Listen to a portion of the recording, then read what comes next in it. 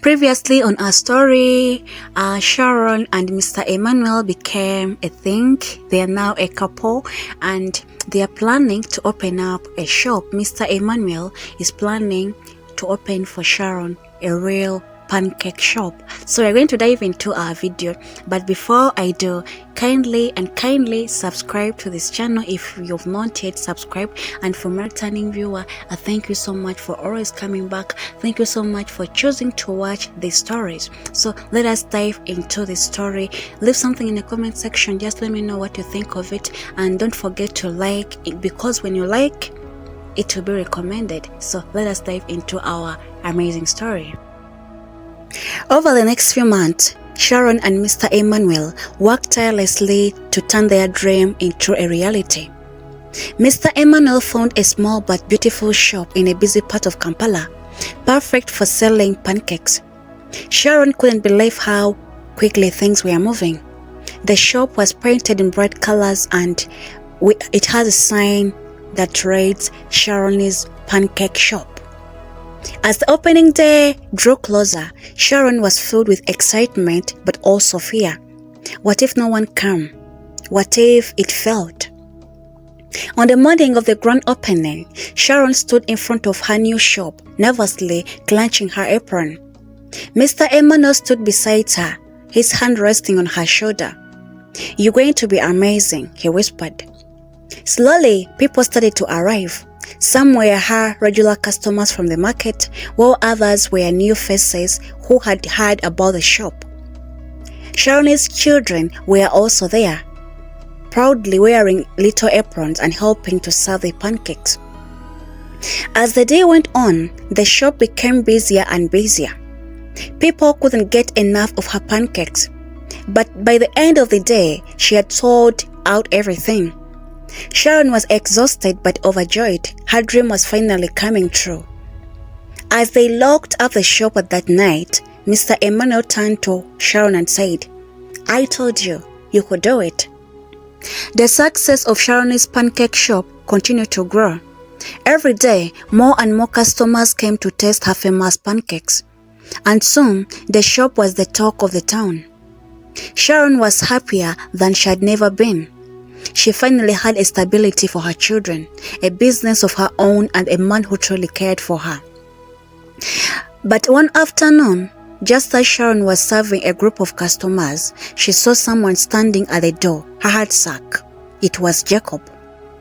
He looked different from the last time she had seen him, tired, worn out, and with a look of regret in his eyes. He approached the counter and Sharon could feel her hands starting to shake.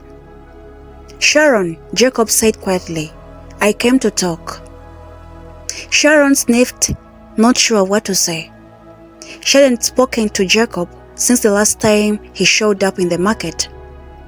"What do you want, Jacob?" she asked, keeping her voice steady. Jacob looked around the shop, clearly impressed.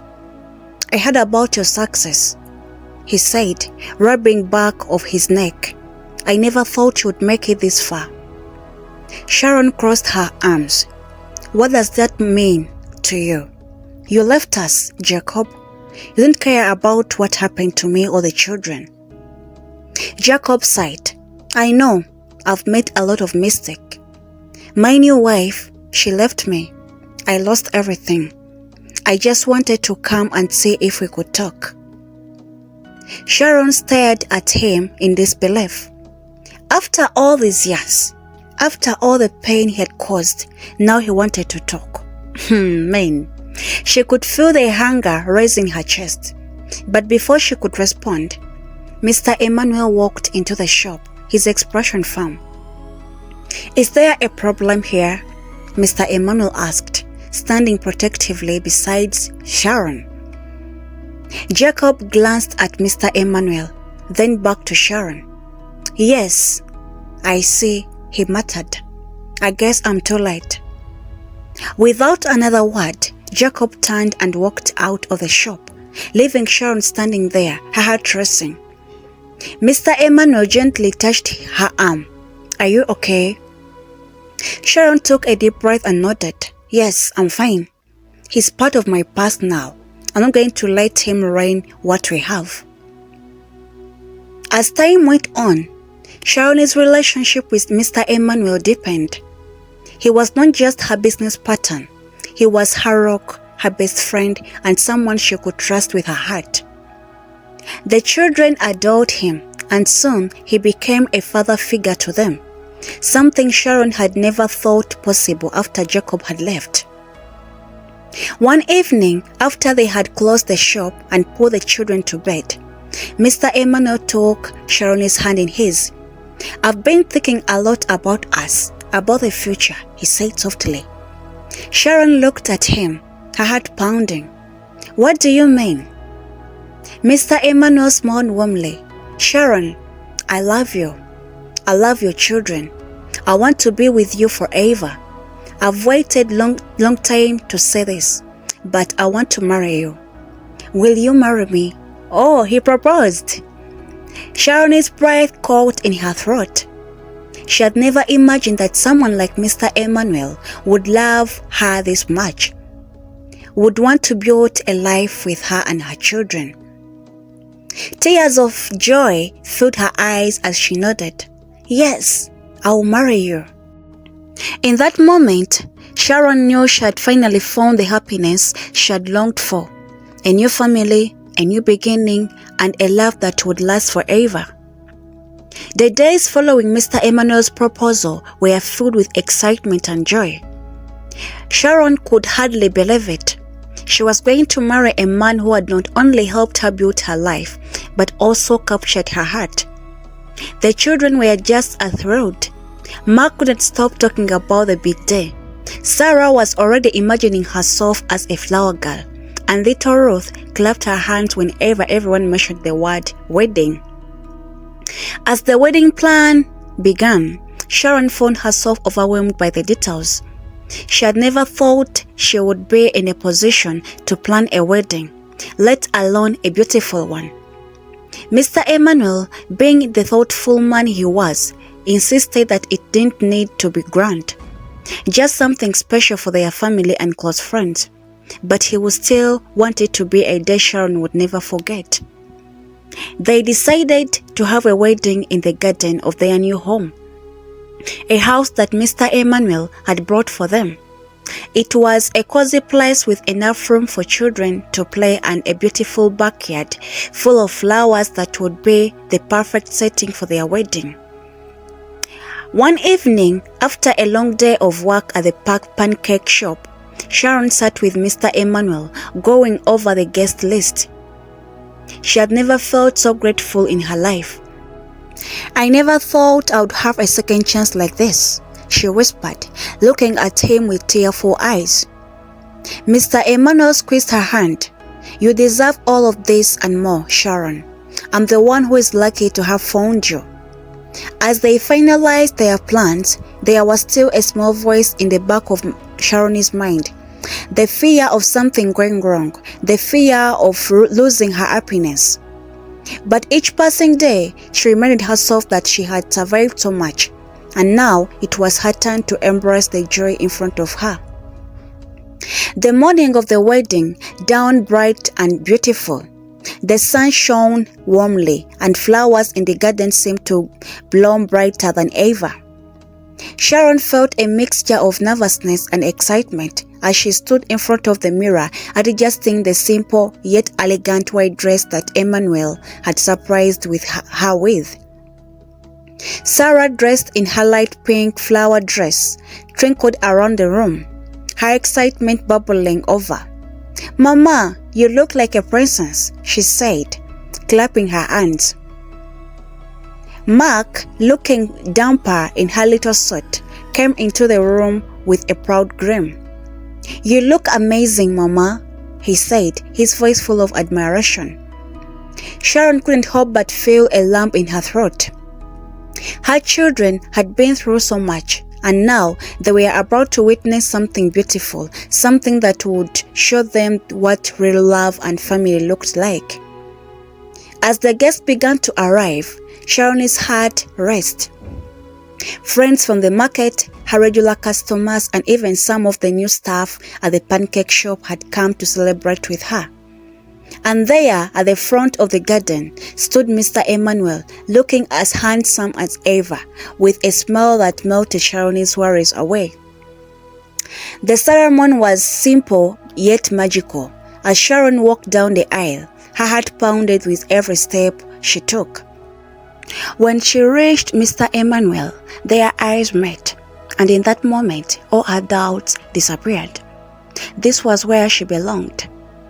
With the children standing by their sides, Sharon and Mr. Emmanuel exchanged vows, promising to love and support each other for the rest of their lives. When the priest finally pronounced them as husband and wife, the garden erupted in alaps and the children cheered with pure joy. As they shared their first kiss as married couple, Mary knew she had found a love stronger than she had ever imagined. A love that had come from the most unexpected place, from a kind man who had seen her for who she truly was. After the wedding, life for Sharon and her new family blossomed into something beautiful. Mr. Emmanuel officially adopted Sharon's children and they became a united family. The children had never been happier. Mark now had a father figure he could look up to. Sarah basked into a warmth of their new home. Ruth, though still young, seemed to thrive into a loving environment around her. The pancake shop continued to do well. With Mr. Emmanuel's support, Sharon was able to open a second branch in another part of Kampala. Her success was beyond anything she had ever dreamed of, and her confidence grew with each passing day. But while everything seemed perfect, Sharon couldn't help but remember the difficult road that led her here. She often thought about Jacob, the man who had abandoned her and the children when they needed him most. But she realized now that his leaving had opened the door for something better, something she never could have imagined. One evening, as they sat together after dinner, Mark looked up at Mr. Emmanuel and asked, "Dad, can you tell us how you met Mama?" Mr. Emmanuel chuckled, looking at Sharon with a playful smile. "It all started with the best pancakes I've ever tasted," he said. Sharon laughed, her heart swelling with happiness, and the kindest man I ever known. As they shared their story of how their love blossomed from something as simple as the pancake stall, Sharon knew that their journey had only just begun. They had faced challenges, heartbreak and uncertainty, but together they had built a new life, a life filled with love, laughter and hope. Love seemed perfect for Sharon and her new life. But one day, as Sharon was leaving the pancake shop, she saw someone standing across the street. Her heart stopped. It was Jacob. He looked thinner, more rugged, and same sadness that had been in his eyes the last time he saw him. Sharon felt a rush of emotion, hunger, pity, and confusion. Why was he back? What did he want? She stood there for a moment, frozen, unsure of what to do. Before she could decide, Jacob crossed the street and approached her. "Sharon," he said quietly, his voice rough, "I need to talk to you." Sharon stiffened, not wanting to hear whatever he wanted to say. "There is nothing left to say, Jacob. You left us and I moved on." Jacob nodded, looking down at the ground. "I know, and I regret every single day. I made a huge mistake. I thought I would be happier without a responsibility, but now I have nothing." Sharon's heart inched, but she stood firm. "That's not my problem, Jacob. You made your choice." "I know," Jacob said, his voice cracking, "but I came to ask if I could at least see the children. I miss them, Sharon. I want to see them." Sharon's breath caught in her throat. After everything he put them through, how could he ask this from her now? She didn't know what to do. Should she let him back in their lives, even for a moment? Or should she protect her children from the man who abandoned them? Sharon stood in front of Jacob, her mind spinning. He wanted to see the children, but how could she let him? After all the pain he had caused, and after walking away from their lives without a second thought. But at the same time, they were a part of her that knew Jacob was still their father, and her children had the right to decide for themselves. "I need to think about it," Sharon said, her voice steady but guarded. "This isn't a decision I can make right now." Jacob nodded, his eyes filled with regret. "I understand, Sharon. Just please think about it. I miss them." With that, Jacob turned and walked away, leaving Sharon standing alone, her heart heavy with uncertainty. That night, as she sat with Mr. Emmanuel, after putting children to bed, she told him everything. "I don't know what to do," Sharon said, tears filling her eyes. "He left us, now he's back, and I'm afraid of what this will do to the children. What if they get hurt again?" Mr. Emmanuel took her hand, his voice calm but reassuring. "Whatever you decide, I'm here for you. But maybe you should talk to the children. They deserve to know what is happening and how they feel about it." Sharon nodded, knowing that he was right. She needed to hear what her children thought.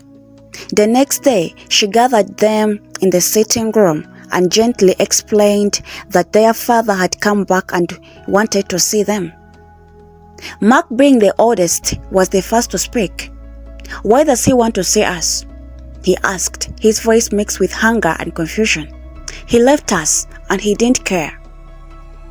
Sarah, always more sensitive, hugged her knees and whispered, "I don't know, Mama. I don't even remember him very well." Sharon looked at her youngest Ruth, who didn't say anything but seemed confused by the conversation. It was clear that none of them really knew what to make of the situation, just like Sharon herself.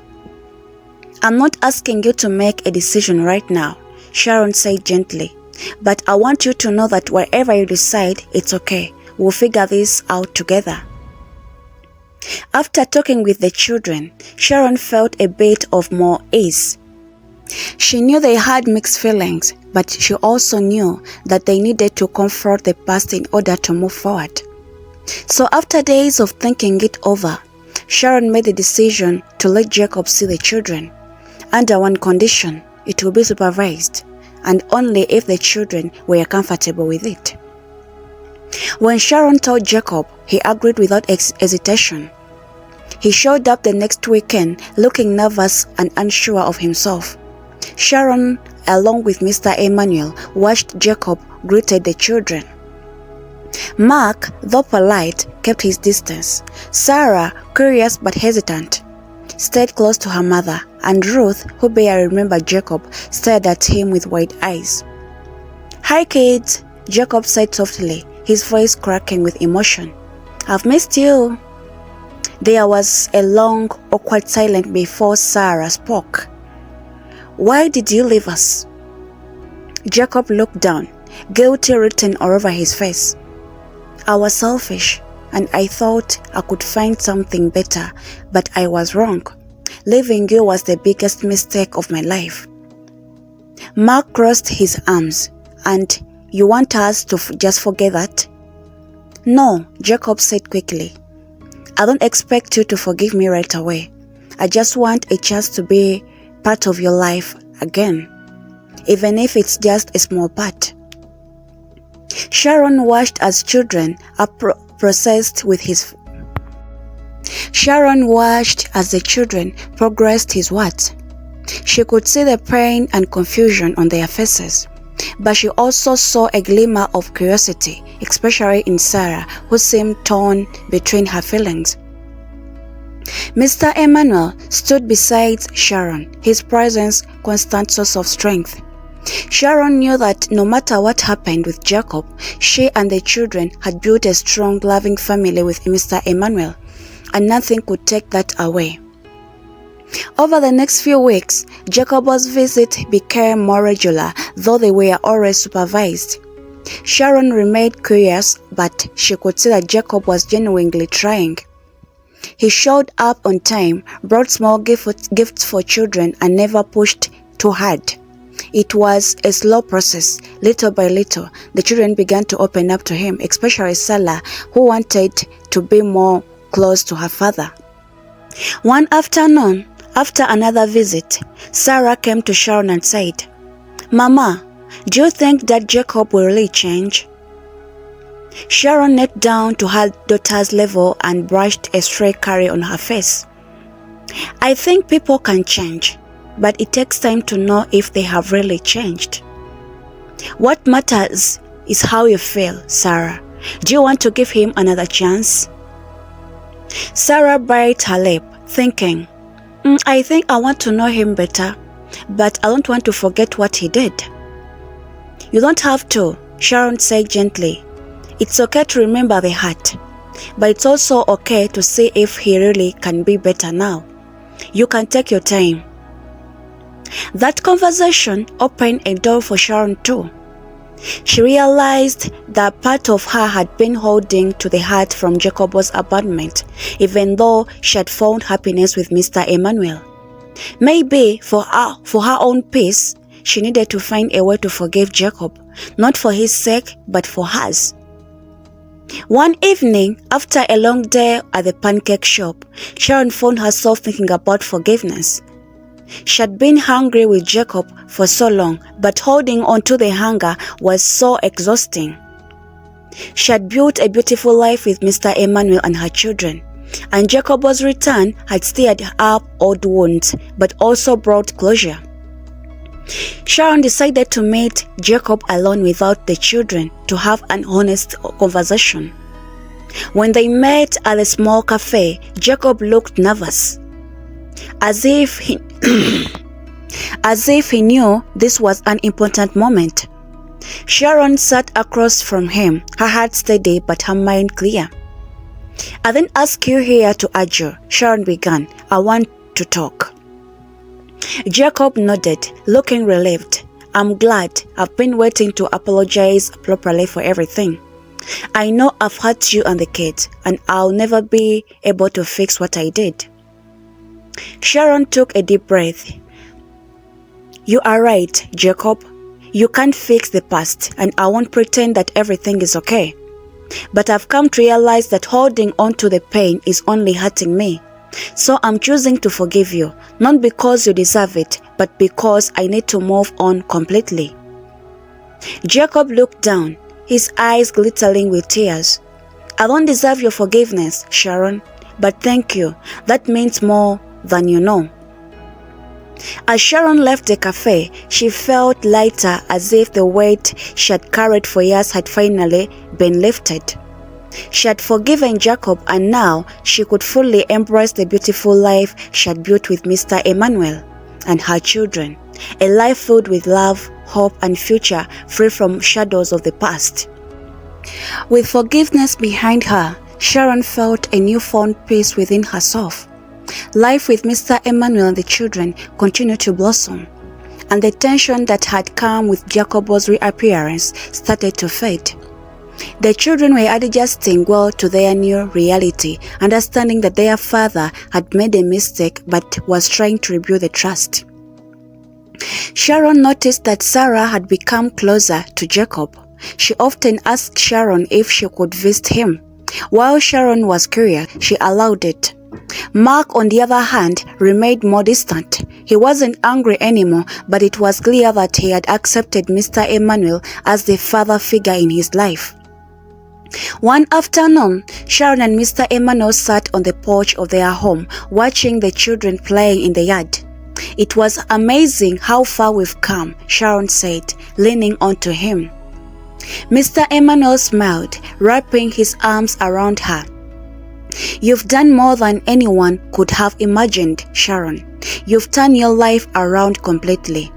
Sharon looked out at her children, feeling warmth of Mr. Emmanuel's love. "I couldn't have done it without you." He chuckled. "You give me too much credit. You had the strength all along. I just helped you see it." As they sat there, Sharon realized that no matter what challenge came their way, she and Mr. Emmanuel would face them together. Their love was strong and they had built a family that could. With that, Sharon and her family lived a very beautiful life. Her business expanded, she got new opportunities, and she was the talk of the town. And she and Mr. Emmanuel, their love grew stronger with each passing day, and the children adopted as Jacob as their father. So this is the end of our story. Thank you so much for watching. Leave something in the comment section. I love you all. See you in my next story.